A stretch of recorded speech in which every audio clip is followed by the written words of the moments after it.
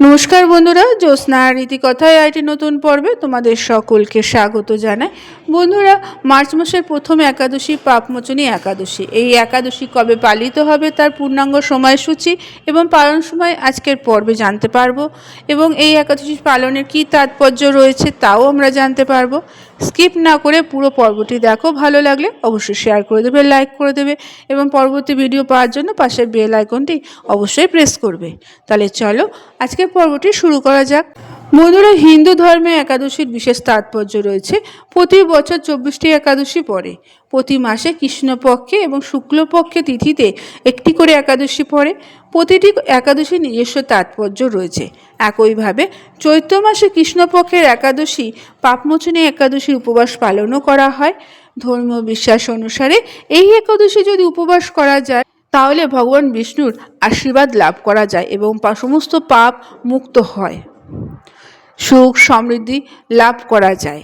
তাই বন্ধুরা, এই একাদশী হোলি এবং চৈত্র নবরাত্রির মাঝামাঝি সময়ে পড়ে। তাই আসো বন্ধুরা, আজকের পর্বে এই পাপমোচনী একাদশী সম্পর্কে জেনে নিই।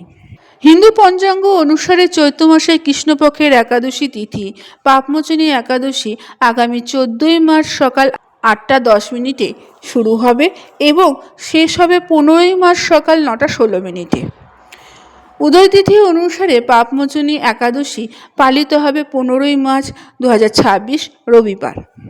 হিন্দু পঞ্জিকা অনুসারে পাপমোচনী একাদশী পালন সময় থাকছে 16ই মার্চ সকাল 6টা থেকে 8টা 54 পর্যন্ত। বন্ধুরা, চৈত্র মাসের কৃষ্ণপক্ষের একাদশী তিথিতে পাপমোচনী একাদশী উপবাস পালন করলে সমস্ত পাপ থেকে মুক্ত হওয়া যায়।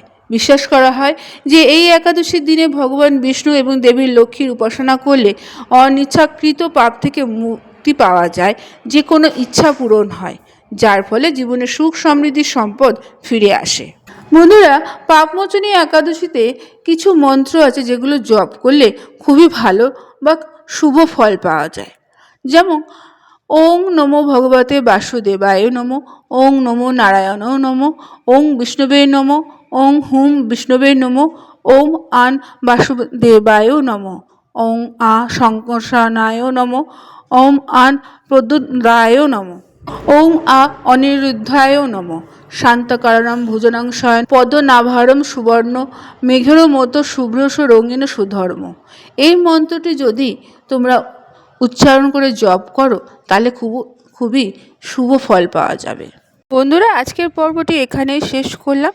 এতক্ষণ আমার ভিডিওটি দেখার জন্য ও শোনার জন্য তোমাদের অসংখ্য ধন্যবাদ।